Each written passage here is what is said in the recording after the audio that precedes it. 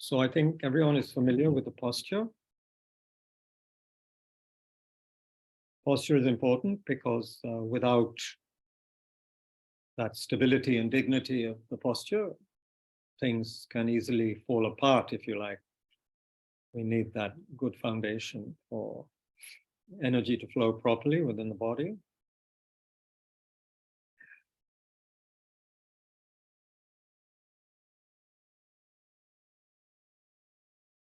So we may have had quite interesting, busy, whatever kind of day, as usual, in our, I guess, mostly urban settings. I don't think any of us have been working in the fields all day or lying on a charpai in a sleepy Indian village. So we've all been quite busy, and the mind has been working overtime, I'm sure, chewing various problems in all sorts of ways. And also we may have had thousands of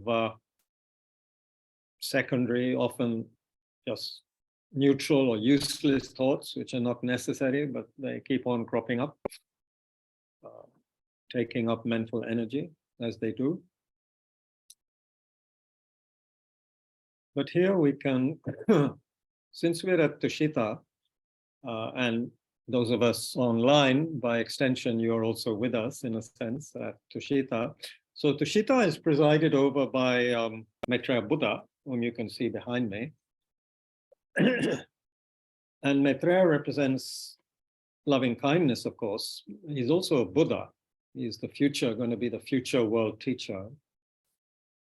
So you could say that he's reminding us of our basic nature, our true nature, our fundamental nature, which is not this kind of neurotic, insane scramble of thoughts, emotions, feelings, anxieties, fears, hopes, expectations, memories, etc., etc. It's not that. At a deeper level, we are totally calm, clear, awakened people. This is according to the very more hidden inner teachings, but it deserves to be known at all times that by nature we are, what shall we say, hibernating Buddhas, hidden Buddhas, yet to be awakened Buddhas. So that applies to all of us, whether we've spent a lifetime helping others or a lifetime abusing or killing others. It makes no difference to the fundamental nature, in the sense that it is there. And Maitreya represents that, as do all the Buddhas. And so Tushita, where we are, is a realm where we can be reminded to connect with our basic fundamental goodness, purity. There are many ways of speaking about it. And words are just pointers, aren't they? Like the Zen people say, the finger pointing at the moon. And the finger pointing at the moon is not the moon, but at least it gets it into some kind of relationship with the moon. Similarly, all these words, yeah, we have to go to the meaning, the deeper meaning. So anyway, coming to Tushita is like coming home, within our own minds. The home of the, whatever, it's been put most poetically in all the religions, I'm sure, Sufi tradition, Christian mystic tradition, Hindu mystic tradition, Buddhist tradition, you name it, Jewish tradition, Sikh tradition, they all speak of the innermost sanctuary in the heart.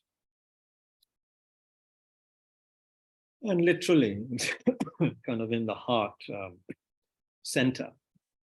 Not the physical heart so much, but the heart center, in the center of our chest. But we shouldn't think it only locates there.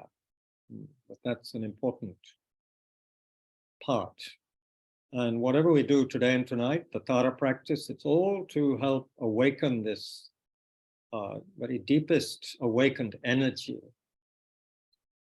which can manifest in many ways: calm, serene, very active, compassionate, wrathful where necessary, whatever.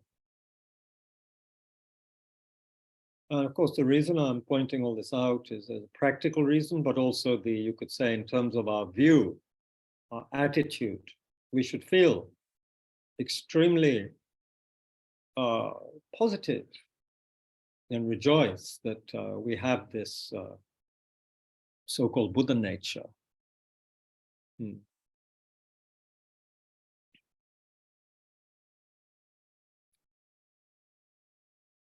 So that, according to the great teachers, everything we actually need to wake up is within us right now. We don't have to go looking in all four corners, or 10 directions, or whatever.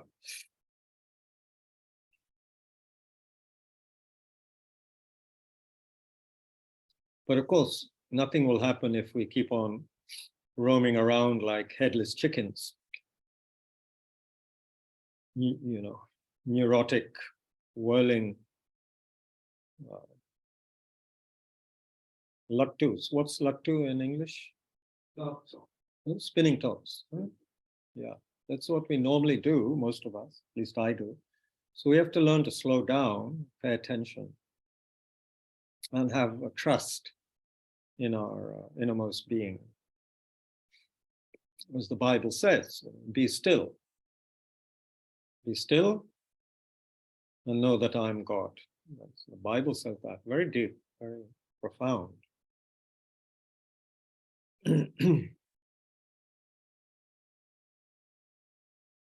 So whether or not we belong to a tradition that is theistic or atheistic, there's still, all the great religions agree that there is something much, much deeper than this neurotic, superficial, daily state of conceptual mind, which is actually driving us and the world insane, as we see. Creates all the greed, all the wars, everything, down to domestic quarrels and everything. Inner conflict within our one mind. It's all due to the disturbed states of mind, which is not the whole story. Thank goodness. So as we sit confidently, upright, with dignity, we're reminding ourselves of our Buddha nature.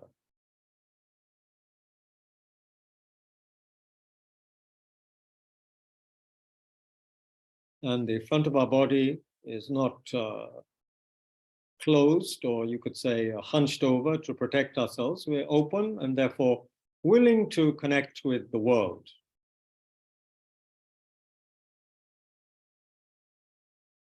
On the basis of the goodness that we know is within us.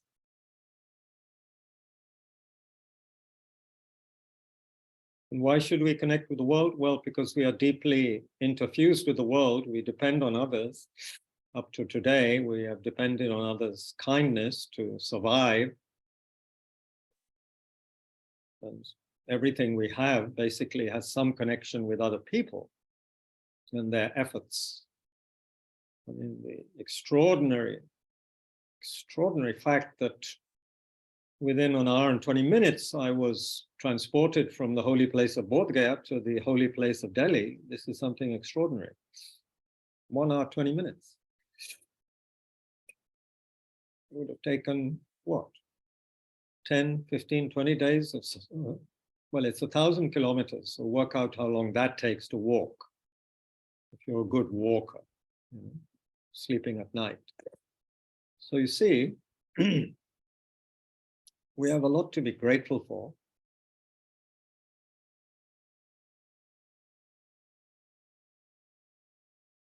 So we should remember that at all times. especially when we feel upset and annoyed with other people, we can remember their kindness. We are nothing without other people. We can't activate our Buddha nature without the help of other people, at least in the beginning. And even for Lord Buddha,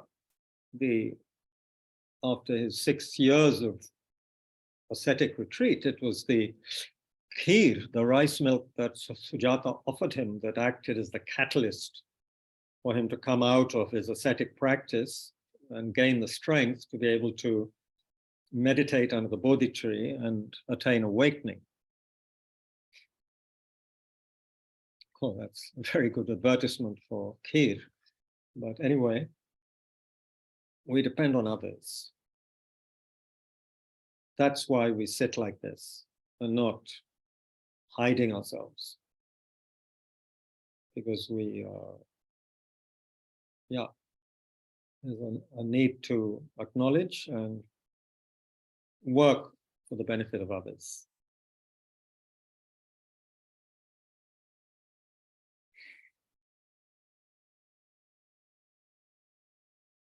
So we'll start, we don't have very long for this session, but we'll continue with a short sutra, actually, a short sutra, because it said that the reflection on impermanence and death, the Buddha likened it to the footprint of the elephant in the jungle. He said the footprint of the elephant in the jungle is the greatest footprint. And the meditation on death and impermanence is the greatest meditation, in the sense that it is the meditation, the reflection that can bring us down to earth and remind us of the importance of the meaning and the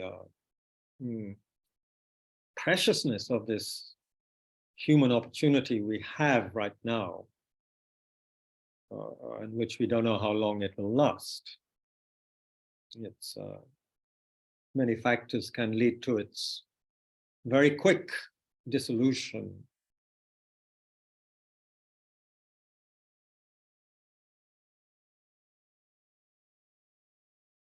So let me read the short sutra called the Sutra on Impermanence.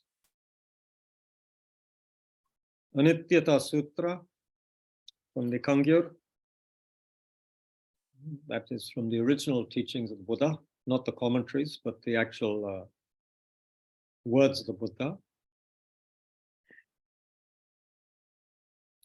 So it starts, as do many Mahayana. This is also from the Mahayana tradition. So it starts with a homage to all the Buddhas and the Bodhisattvas, matlab those who have attained awakening and those who have, the Bodhisattvas who have developed this extraordinary compassionate mind of Bodhicitta, genuinely and continuously working for the benefit of others, with the aspiration to liberate everybody and to attain Buddhahood oneself, so that one can effectively work to liberate everybody, not just help them with a few meals or a few years of this or that, but to help them be totally liberated from suffering. So homage to Buddhas and Bodhisattvas, and then, very interestingly, like most sutras, it doesn't sort of give it's not like giving a commandment or sermon. He says, this is what I heard, you know. The person who remembered this is saying, thus did I hear at one time. And so it's almost also open to us to reflect and use our own wisdom to work on this material. It's not given as a commandment, you know, that you have to believe this, but we can check it and see if it makes sense, okay? Homage to all Buddhas and Bodhisattvas.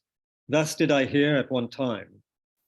The Bhagavan Buddha was dwelling in Anathapindada's park in the Jetha Grove in Shravasti, along with a large monastic assembly. Then the Bhagavan Buddha addressed the monks as follows. Monks, 4 things are appealing, singled out, considered valuable, pleasant, and highly appreciated by everyone. What are those four things? Monks, good health is appealing, singled out, considered valuable, pleasant, and highly appreciated by everyone. Good health, however, ends with sickness. Monks, sickness is neither appealing nor is it singled out, considered valuable, pleasant, or highly appreciated by anyone. Monks, youth is appealing, singled out, considered valuable, pleasant, and highly appreciated by everyone. Youth, however, ends with the aging of the body. Monks, the aging of the body is neither appealing nor is it singled out, considered valuable, pleasant, or highly appreciated by anyone. Monks, prosperity is appealing, singled out, considered valuable, pleasant, and highly appreciated by everyone. Prosperity, however, ends with its decline. Monks, the decline of prosperity is neither appealing, nor is it singled out, nor considered valuable, pleasant, or highly appreciated by anyone.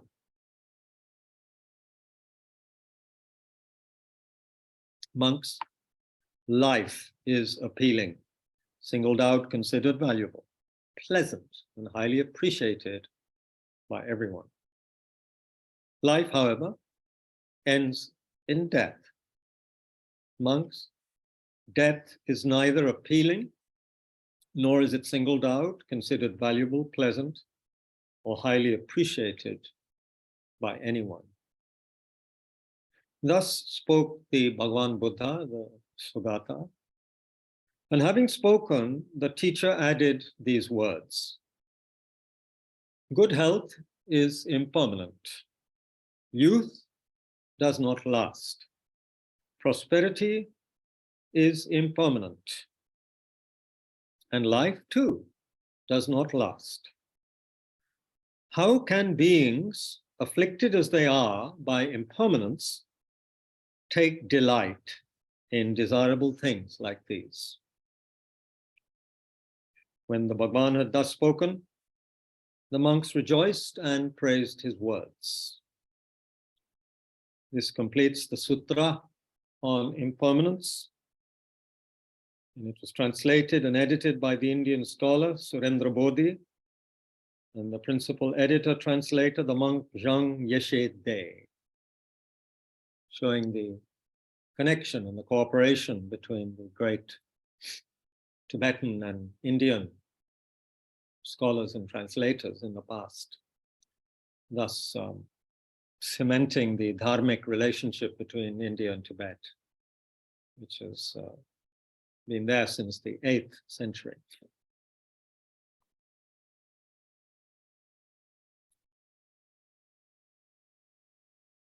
And this is the translation put together by the 84,000 group, translating the words of the Buddha.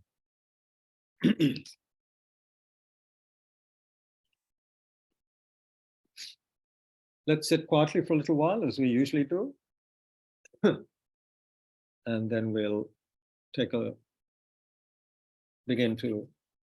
continue with our investigation of the Maitri Brahma Vihara, immeasurable loving kindness practice.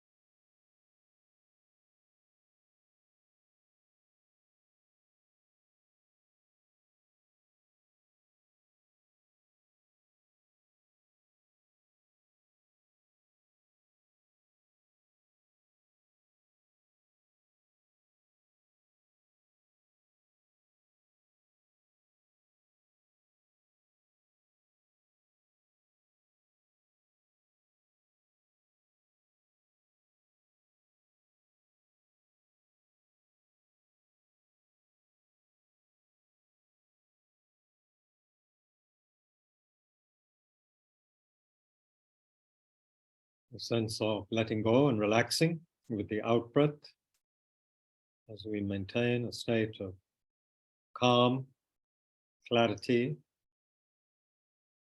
kindness. Kindness in the sense of a basic warmth and acceptance of oneself and the environment.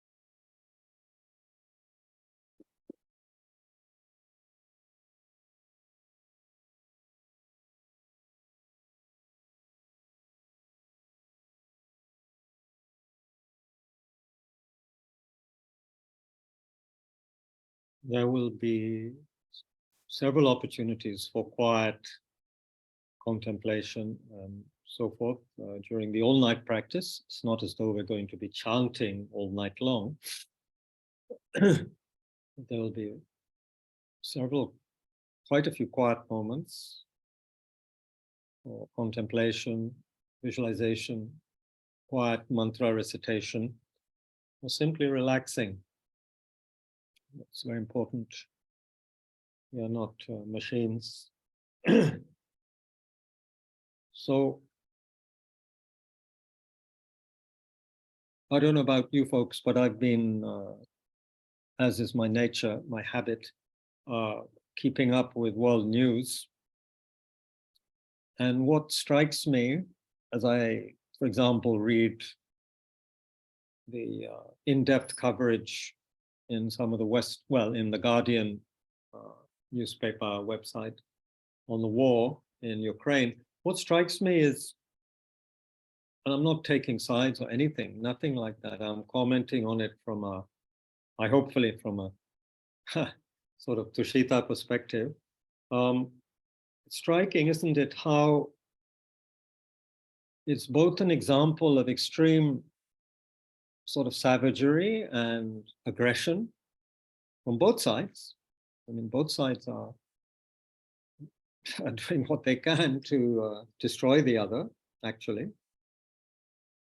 But also it shows, and that is from a Buddhist perspective also based on, of course, the deluded states of mind and habitual patterns, habit patterns of aggression and so forth. But what struck me is they're also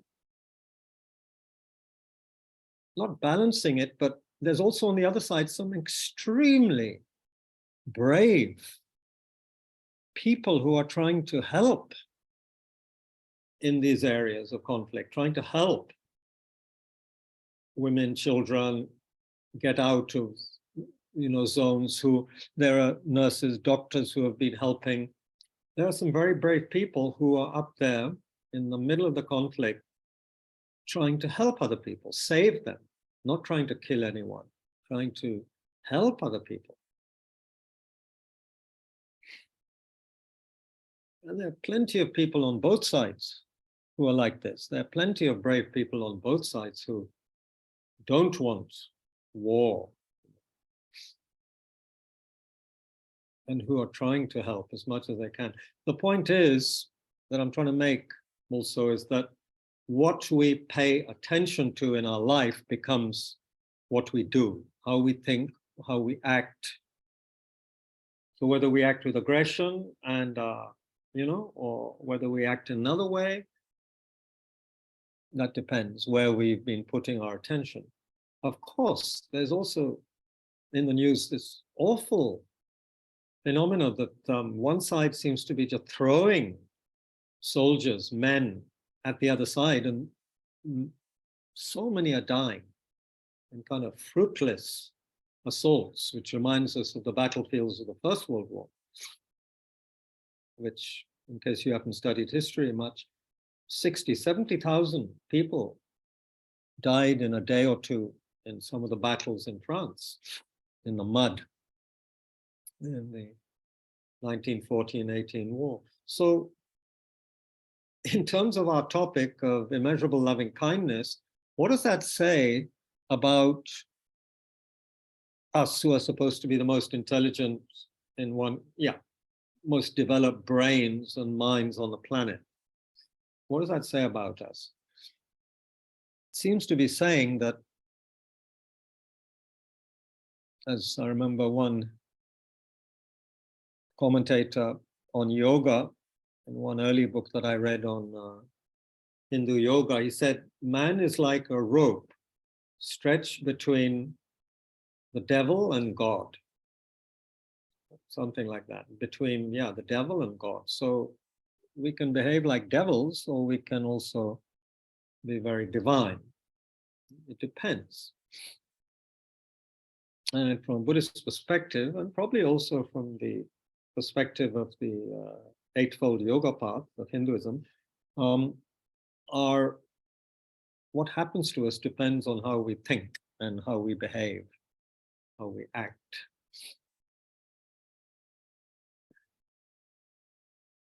So we have a choice, don't we? Do we want to behave like savages? Do we want, let's not say savages, do we want to behave like totally neurotic, insane devils?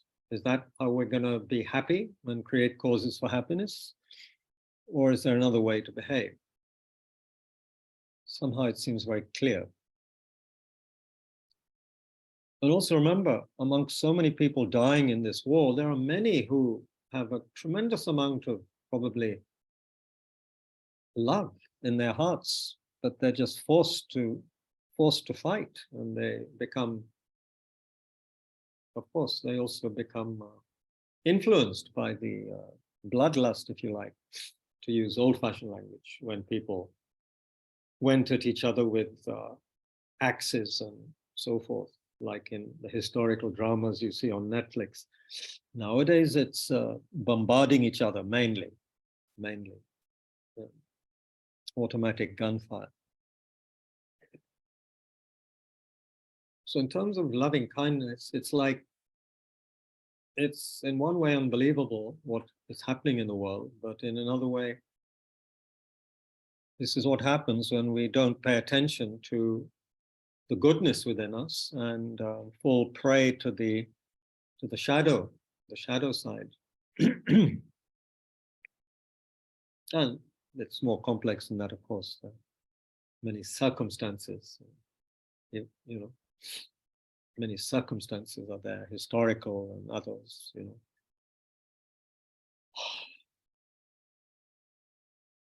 So we should consider ourselves fortunate that we have the leisure and the openness of mind, not being conscripted in a war where we're supposed to go and try and kill other people.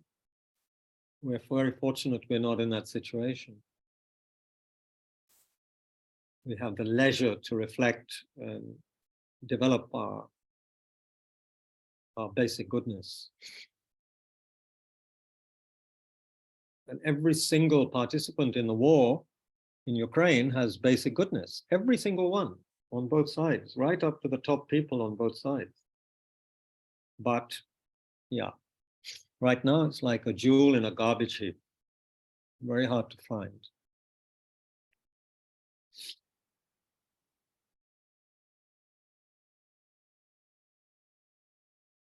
So it's up to us, isn't it? How we, in terms of the immeasurable, which says how wonderful it would be if all beings had happiness and the causes of happiness, then when we look at human actions in the world, we can see how it's like we've gone completely crazy.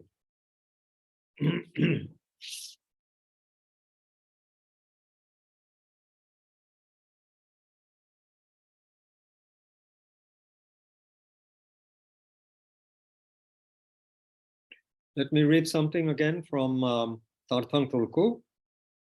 Whereas I don't have the books I had in Bodh Gaya, there was one book of his in the library here at Tushita, an early book of his called Skillful Means.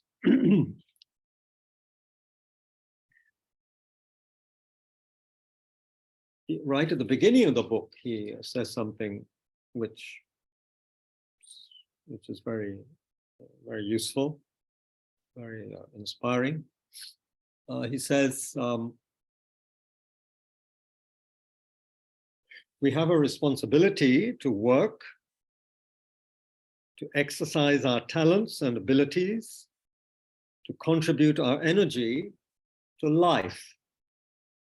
Our nature is creative, and by expressing it, we constantly generate more enthusiasm and creativity, stimulating an ongoing process of enjoyment in the world around us. Working willingly with our full energy and enthusiasm is our way of contributing to life.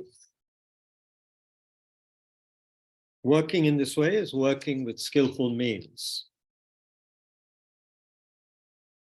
Then, of course, the question arises, well, that's all very well, but what about my problems?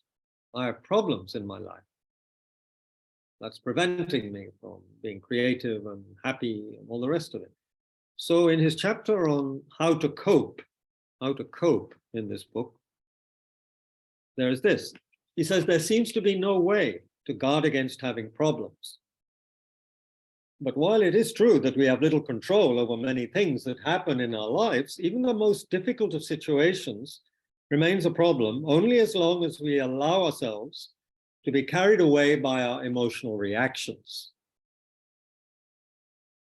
Generally, our problems are the result of our inner reaction to a situation. When we do not know ourselves clearly, we are like foreigners to our own senses, our thoughts, and our feelings. And it's difficult to control our reactions. Thus, problems recur in our lives because we've not learned to deal with them effectively. We may turn to others to help guide us through our difficulties, but while our friends may be well-meaning, they often don't have the answers we need. We can learn to rely on ourselves to deal with our problems by paying attention to our patterns of response and becoming aware of the motivations that can lead us into difficulty. When we actually recognize the quality of our feelings and emotions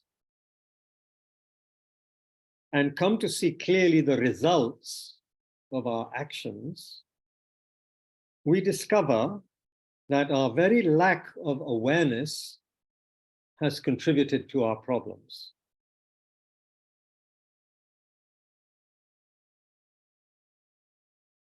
So learning to recognize the way that you respond to difficulties is the first step in increasing awareness.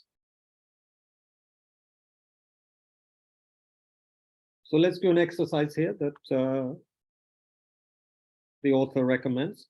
Bring to your mind 2 or 3 times when you were upset by some circumstance that you could not seem to cope with. Examine each incident in turn. How did it arise? Who else was involved? What did you do? How did you eventually work the problem out? Have the same patterns repeated themselves? Now, these questions are to give you room to stand back, gain insight into what caused the problems, and to think realistically of new alternatives to cope with similar situations. So when you begin to recognize the patterns in your reactions to problems, you can start to be your own counselor and learn to prevent other such problems from arising. So let me repeat the questions he asked, and then we'll reflect for a few minutes. Bring to mind 2 or 3 times when you are upset by some circumstance. So if that's too much, just one time, one thing. Something you could not seem to cope with. Examine it. How did it arise? Who else was involved? And what did you do? Inwardly, outwardly, whatever. What did you do? How did you eventually work the problem out?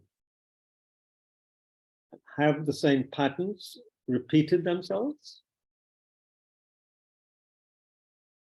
So it's very easy to space out, but let's try to focus on this, pay attention to it.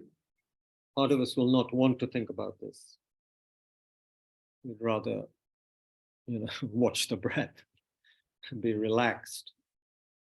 Let's take a look at this. How do we cope with difficult things that arise?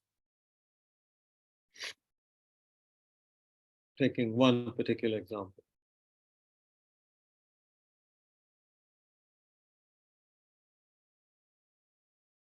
Without, this is not to judge ourselves. This is all like an experiment in a laboratory, the laboratory of the mind. There's no judgment going on here.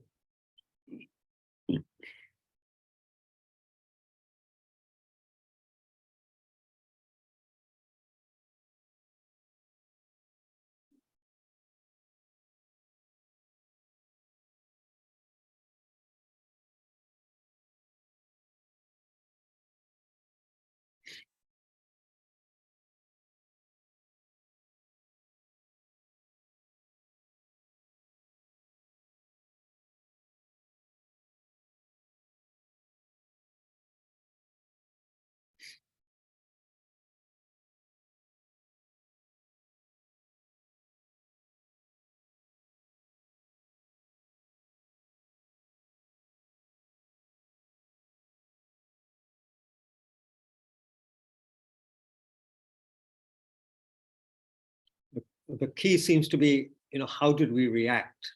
How do we react to things, problems? Do we respond intelligently, calmly? How do we respond? How do we react? What's it based on? What does it tell us about the way we work, the way our mind works? This is the thing. Trying to understand.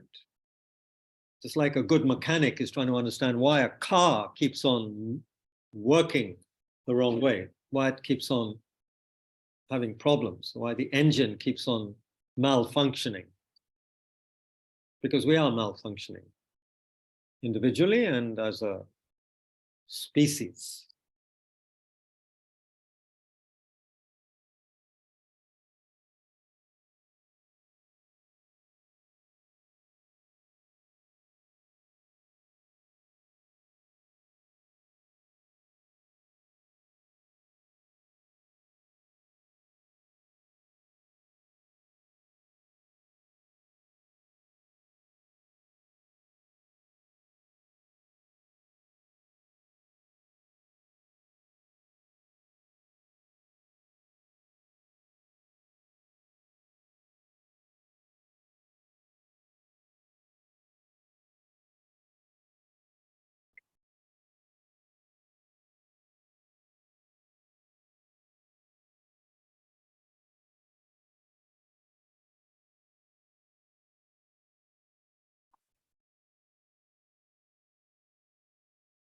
Do these patterns repeat themselves? Especially if it's a kind of repetitive problem, does our pattern of response, reaction, do we tend to behave the same way?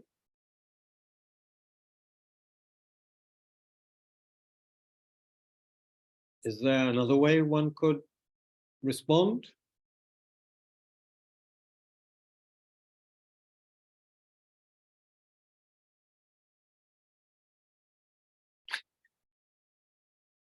I mean, yeah. In the bigger context, you could, we complain about dogs barking, but how about a whole system which is set up, to have artillery bombing each other? That's like human beings barking in the worst possible way, causing so much destruction. We complain about dogs, we behave the same way. It's automatic behavior. Aggression, fear, aggression, response, reaction, upset, revenge.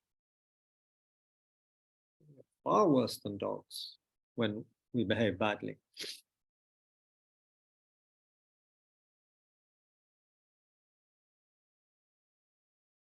So I guess part of it is also how much is our behavior motivated by fear and insecurity.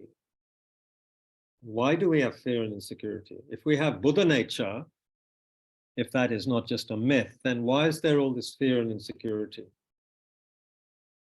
These are questions we have to ask if we're going to make friends with ourselves and create the basis for genuine loving kindness and affection. It can't be built on a foundation which is still fearful, insecure, and therefore also aggressive, lacking gentleness. Remember what Trungpa says, the true warrior is someone who is gentle.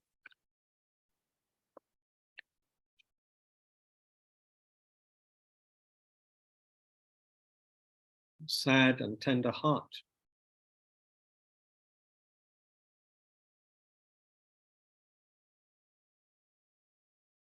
Among other factors, of course.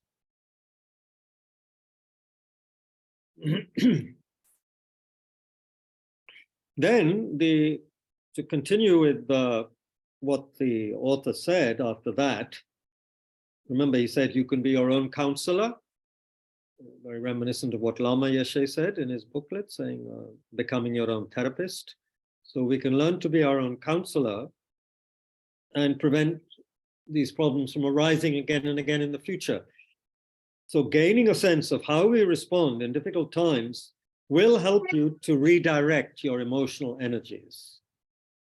When you're depressed or upset, sit back and look at the pain you're experiencing. Don't try to interpret or judge what you're feeling. Just locate the feeling and observe it attentively. Confusion, tension, and depression all contain energy that can be used for us as well as against us. When we can calmly face our difficulties without trying to escape and without trying to manipulate or suppress our feelings, it may be possible to see something that we've never seen before. We may realize also very clearly that we simply do not want this pain any longer. We can then discover in ourselves the motivation to change the habits that lead us into difficulties.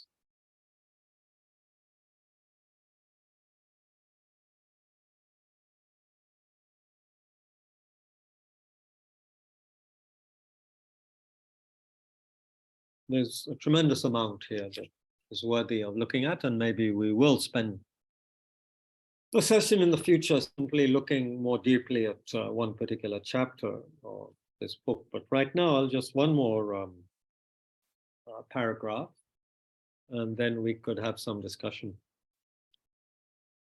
When you encounter obstacles within yourself, or difficulties in your work, or your relationships with others, take a few minutes to sit quietly. Very gently open your eyes and try to visualize the problem, allowing yourself to feel it fully.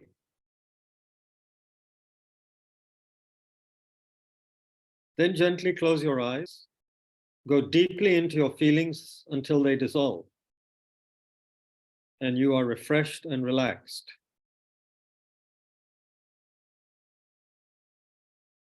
Our problem, perhaps part of our problem, is kind of life, education, whatever that we've been leading, which does not encourage or teach us how to work with our feelings.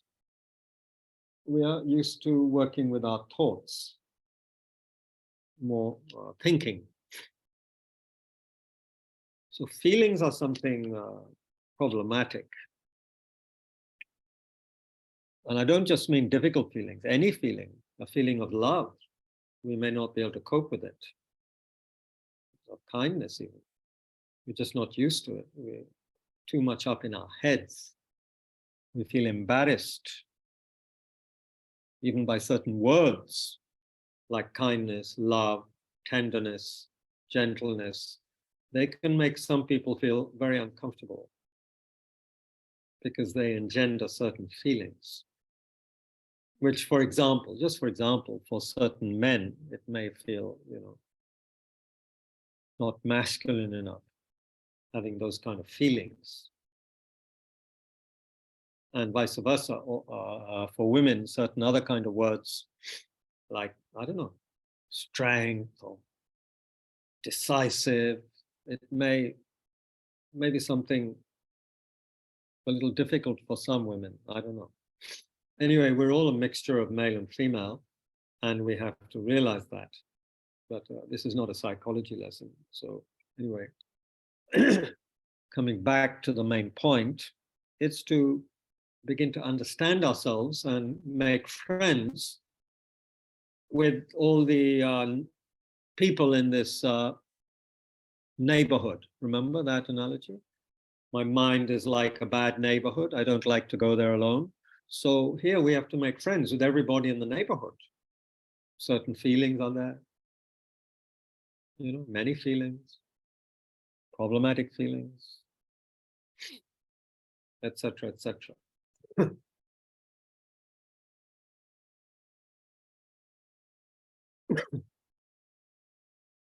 A lot of great literature revolves around the civil war going on in a particular mind, one mind,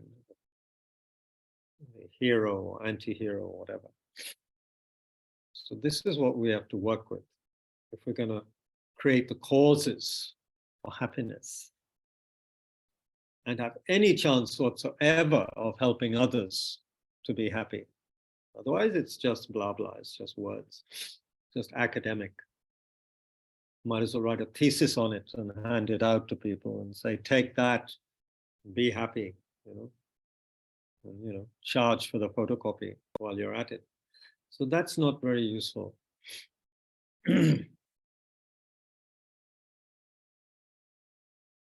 Okay, sorry, I've said enough.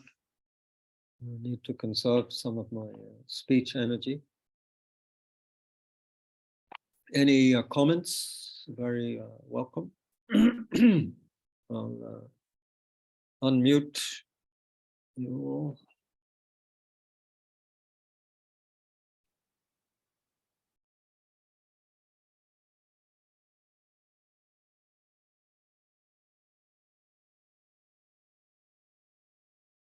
And of course, don't forget to, those of you who like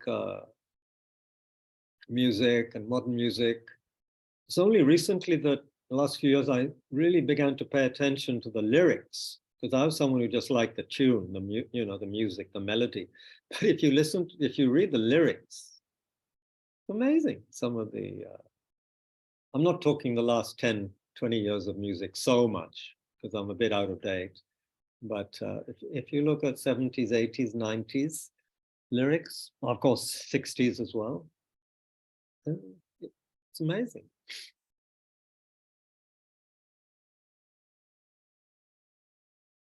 For example, I mean, You just have to Google a word like love. Of course, you get so much. Loving kindness, maybe not so much, but love. And so, as the cliche song goes, but it's very brilliant, I think, love can mend your life or love can break your heart, right? And maybe both are good anyway. As Trungpa says, heart is meant to be broken. If it remains like a stone, then we're in trouble. Anyway, these are just some things I'm throwing out to tempt people to say something. Okay, folks, let's have most of you showing your faces. This is not, I don't appreciate people just showing their names on a rectangle. It's very impersonal. So if you have a sufficient bandwidth with your Wi-Fi, kindly show your face. Thank you, Tabashir, Vikram, Neil. Although Neil, your pankha is more prominent than your face, but that's okay. Yangchen Dolma, oh, that's good, that's good. Apurva, thank you. Faridun, where are you? Faridun, probably making omelette, making his mom's dinner. Okay, thank you. Thank you, Ajirji. Yeah, good. So, any comments? Is it not easy to think of a situation, is it, where, especially with repetitive behavior, it's kind of embarrassing when we look at our repetitive behavior, how we react to it's like I'd like to history, right? It's like world history. The way we react to each other is, try and, beat the shit out of someone or, bomb them to death. That's the way we react. So anyway, sorry. Yeah, the dog agrees. Anything, Faridun? Yeah, I just wanted to say, yes, Yeah. I just wanted to say that, in fact, it is very easy to, recall repetitive behavior that is reactionary and triggered, because it is something that I have been working on for a long, long time. So it is not unfamiliar. And also navigating this, the judging, not judging, and the nuances of what that means, and because even can be here or there,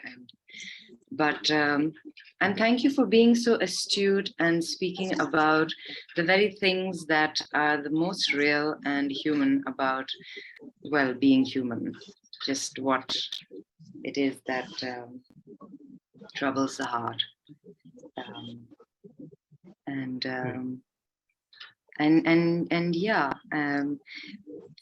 Meditating and sitting with it is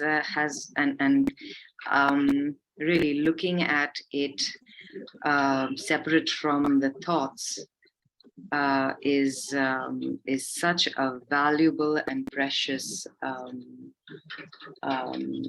tool or instrument or vehicle to transform the energy. Okay. Thank you. I wanted to say that. Thank you. Thank you very much. Thank you. I wanted to read something in that connection, but maybe before I find that in my smartphone, somebody else might want to say something. I'll try not to be too distracted, but there was something very good and connected with what you've been saying that my good friend Sujit sent me, I think. He sends me incredible poetry and excerpts and things. But meanwhile, does anybody want to speak about what we've been looking at already, especially today in today's session?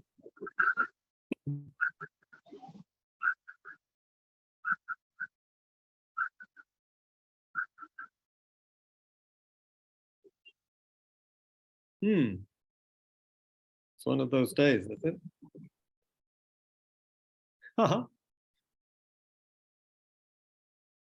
Apurva, nothing. I'm also kind of trying to save my contemplation energy for the night. I don't know if that's a thing. Are you But coming here? yeah, coming here? I am. Yes. Oh, wonderful. Oh, we'll have Yeah. 5 or 6 people, I I've hope. always really wanted to attend like an all night one. So I'm really happy that you're doing this. Be careful of what you Okay, I found what I wanted to read, okay? It's by Hermann Hesse. Hermann Hesse, great German author. Who wrote Siddharth? It was Hermann Hesse, right? Yes. Yeah, he's amazing. What I've read is just... Anyway, here's a quote from him. I hope it's not a fake quote. I don't think it would be, because Sujit sent it to me. He's very careful. Listen carefully, please. And I'm sorry I'm talking again, but it's someone else I'm quoting, right? I have no right to call myself one who knows. I was one who seeks, and I still am. But I no longer seek in the stars or in books. I'm beginning to hear the teachings of my blood pulsing within me. My story isn't pleasant. It's not sweet and harmonious like the invented stories. It tastes of folly and bewilderment, of madness and dream, like the life of all people who no longer want to lie to themselves. So yeah, it doesn't seem to be much point looking at the immeasurables in a theoretical or merely classical way, because it's kind of meaningless almost if it's not related to our life, right? To the bewilderment, the madness, the dream, all of that. The story that isn't just, the unpleasant story, etc., etc. So anyway, I don't know where this is from. It's Hermann Hesse, but we'll need Sujit to tell us where it's from, which book. But probably if you Google it, I have no right to call myself one who knows. You probably type that and you get the book, right? These search engines are amazing. Makes you fall in love with technology, which is dangerous. Yeah. Okay. What else? Rosie, Neeraj, Jitesh, Divs, and Vishad not showing their faces. Very bad. Okay. Thank you, Neeraj. Neeraj. Okay, Divs, thank you. We should not feel ashamed if we haven't shaved or combed our hair in the last 20 minutes or something like that. We're allowed to look totally preposterous if we want, Although who knows who's recording this or watching? I mean, I don't know. As long as there's no thought police, Isn't it, is it 1984 that has thought police or Brave New World? One of them, I think they had the thought police. It's like a bunch of clairvoyant lamas who've been paid to check our thoughts, Anyway, it doesn't matter what we look like. Faridun, any observation, any comment from Mumbai? I came in a little late on your session, so I'm just listening in. Not feeling particularly bright either. Okay, that's clear. Yeah, okay. Thank No you. marmalade in the making? Made some, waiting to sell it off and giving away some on the way. Good. Should I send you some? No, I will come there. I will come there if I desperately need marmalade. Yeah. So virtually send it to you and you can sort of print it out or something like that in this day and age of the kind director here, once a month I get Oxford marmalade for breakfast. Aha.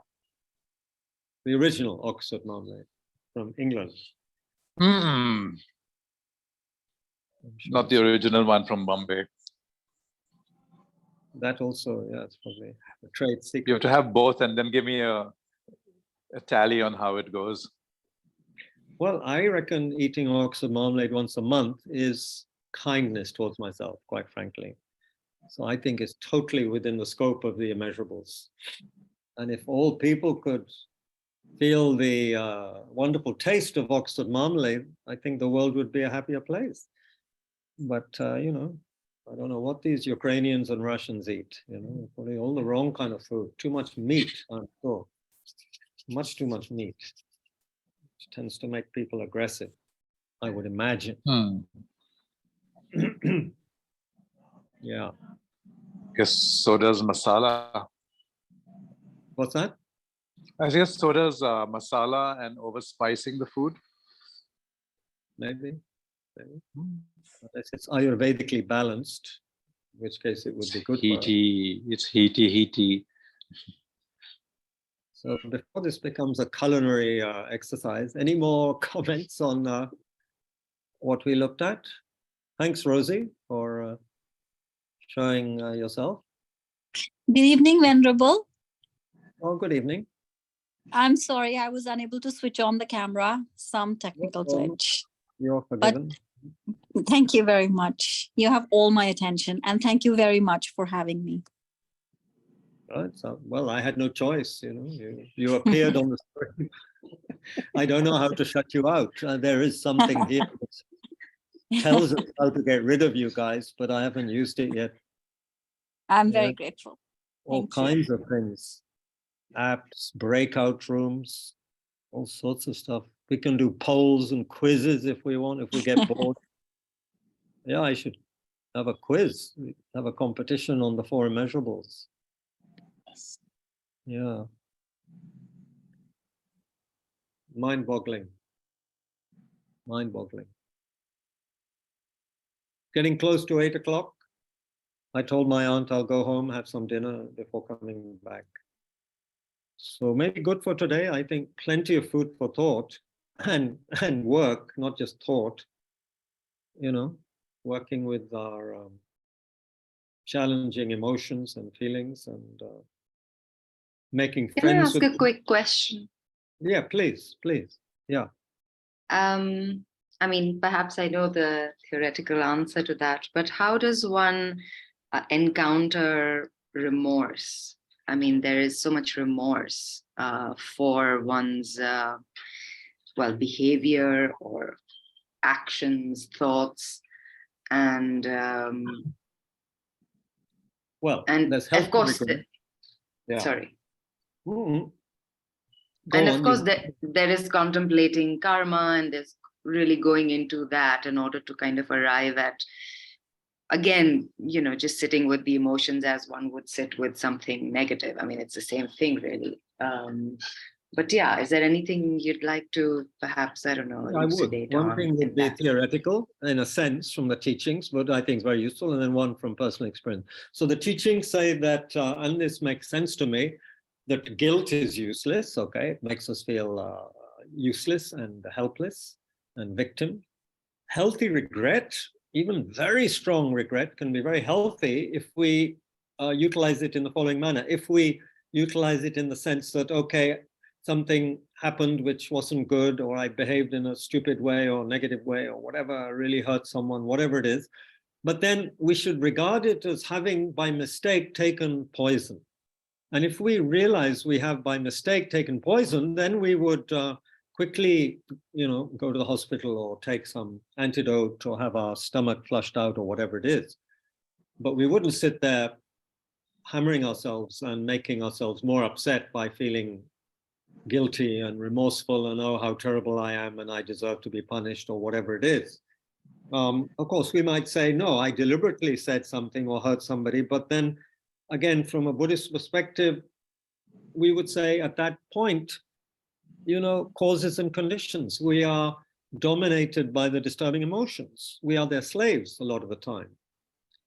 So we have to realize that the real culprit are the disturbing emotions, which is not just giving us a clean chit to blame the emotions, but the point is, if we keep on feeling the kind of remorse where we keep on getting very upset with ourselves, then we're not doing anyone a service and making ourselves more and more miserable and useless and unhappy and just a drain on everybody's energy. Now, I felt a lot of remorse and regret about something that happened 2.5, 3 years ago, tremendous amount. And then over time, it lessened. And then in this particular case, what helped was to say, look, I'm just disturbing myself by keeping on having remorse about this thing. It's not helping me at all. What is useful is to remember that you felt remorse because you didn't act in a particular way towards somebody. And now you can behave in that way towards people, you know. That chance may be gone, that person may not be around anymore, but you have the chance to be whatever kinder or more skillful to people now. So do that. And there's absolutely no use in feeling tremendous regret and remorse for something that you cannot change now. You cannot change what happened. It's just impossible. But we can change our relationship to it through behaving in a different way in the present, which is what I'm attempting to do. So that's helpful. Plus, if it's a particular person one feels one is wrong, then one can also make an attempt to speak highly of that person, of the goodness of that person, and even promote some of the things that that person wanted to promote and couldn't in their life for one reason or another. So it depends on the circumstance, but remorse in the sense, excessive remorse in the sense of guilt, or something that stops us in our tracks and makes us feel terrible, that is just a useless emotion. It's a useless state of being. So one must transform it into that kind of regret where one feels active. Okay, I've got to do something about this poison that I've ingested, or this unwholesome attitude which is pulling me down. So if I'm pulled down and I feel I deserve it, and then what's the use of that? Either to me or to other people. How am I helpful to other people? And if I say I don't care, I'm only concerned about myself, well, then, you know, one is welcome to try that way of life and see if that brings any kind of real satisfaction, just thinking about oneself. But if one thinks, look, I'm in a situation with other people, how can I be, it's no fun being a drain on other people's energy, is it? Actually, if you think about it. So I don't want to be like that. And I have so much I want to offer people, one knows that. So I can't offer it if I'm spending most of my time feeling remorse and regret in that way. But in the other sense, Mahayana purification says you must feel very strong regret just to be able to engage in any purification properly. Why would we want to purify the mind if you feel there's nothing wrong? Why would you rush to the hospital if there's no poison in your stomach? You won't. So it is good to feel strong regret, but only if we use it to engage in something very powerfully purificatory or useful. Sorry, very long answer, but I think maybe there's something there. But you can read what, I'm sure you have already read what the Lamas, their commentaries on the Mahayana purification practices, like Vajrasattva and 35 Buddhas practice, what they say about the power of regret. That's quite useful, very useful. Okay, now it's overtime, and thank you all very much indeed. Some of you, I hope, will come back occasionally tonight, or you know, make sure you have stores of your favorite tea and coffee and stuff, and you can join us. We'll start at 11 p.m. And I've posted the basic Tara sadhana and the praises, which we will be engaging in regularly during the night. Although there is a traditional all-night Tara practice, I will perhaps read from parts of that occasionally, but we'll not try to do it in the totally traditional fashion until we have some experience with this basic way of doing it, which I've never done before. So this is complete experiment tonight. And good luck, you know. Anyway, we're doing it with a good motivation. So, and today and tomorrow, very, very powerful days. Tomorrow, especially the full moon of the first month, Tibetan calendar, and full moon in Virgo. So those of you interested in astrology can see where it falls in your charts and act accordingly. Yeah. So thanks very much. We can dedicate. Those of you who can't join us at all, no problem. I hope you have good evening, good night, good sleep. And we'll meet again anyway on Thursday. Well, also tomorrow evening, if you want to join tomorrow evening session. Yeah. Or tomorrow morning, for that matter. Tomorrow morning, 10:30 a.m. Tomorrow evening, 6:30 p.m. We'll be having practices, which will be posted exactly what's happening.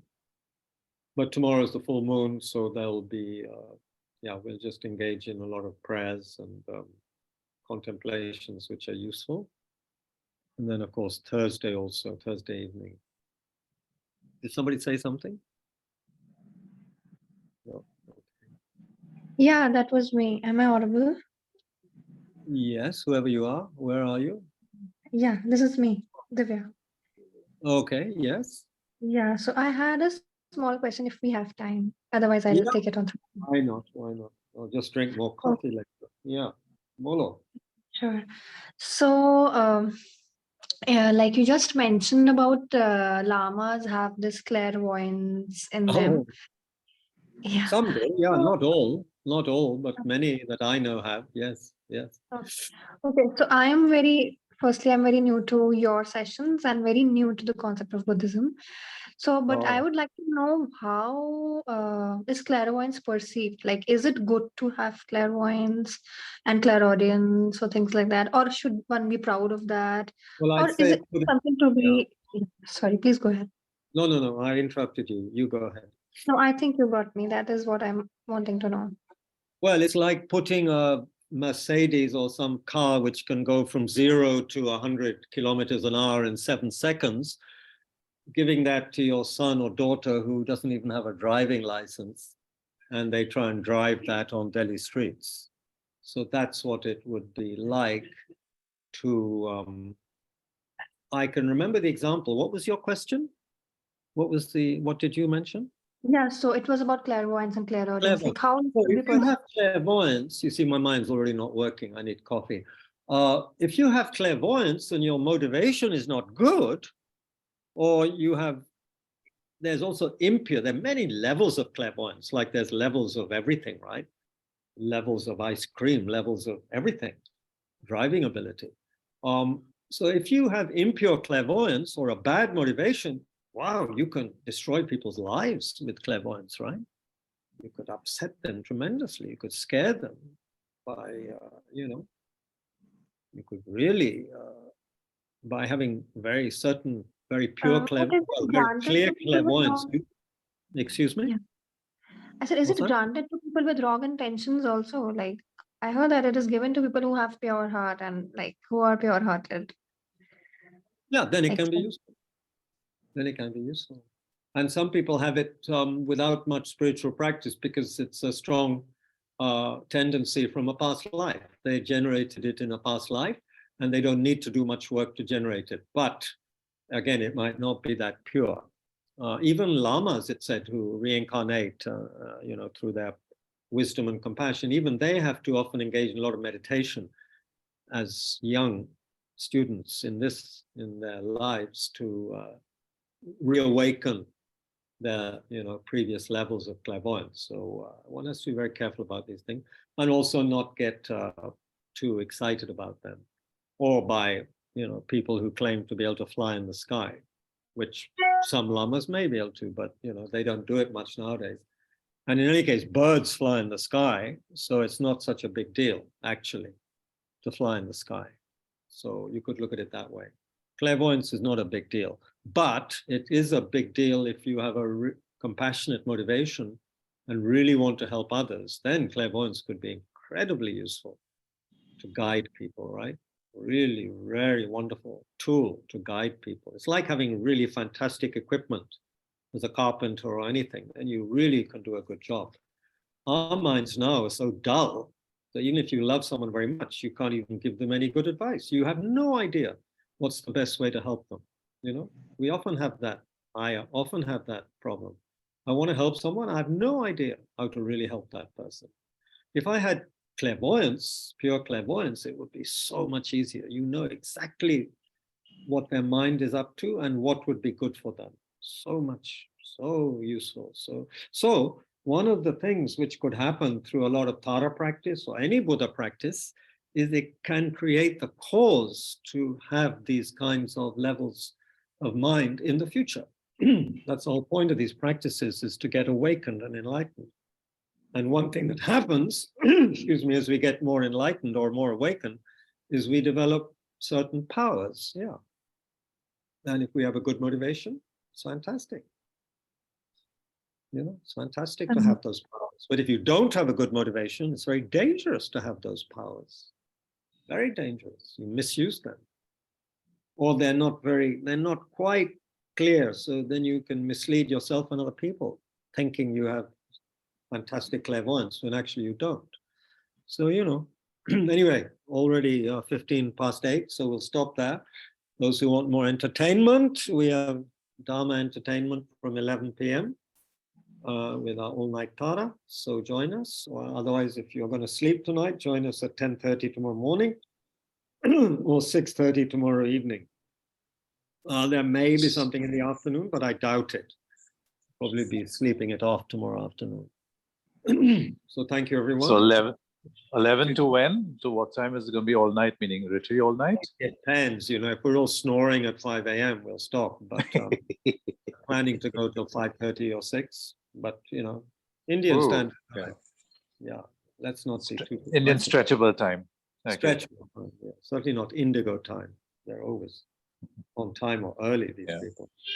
Okay, so look. Thank you. Good. Dedicate for the health and happiness of people you know, and for our own inward harmony, for us all never to be separated from authentic teachings and teachers, for all our wonderful teachers to have long and healthy lives and all their holy wishes to be fulfilled, for the Dharma to flourish in this universe for a very, very long time, and for people to be able to understand and practice it for a long time,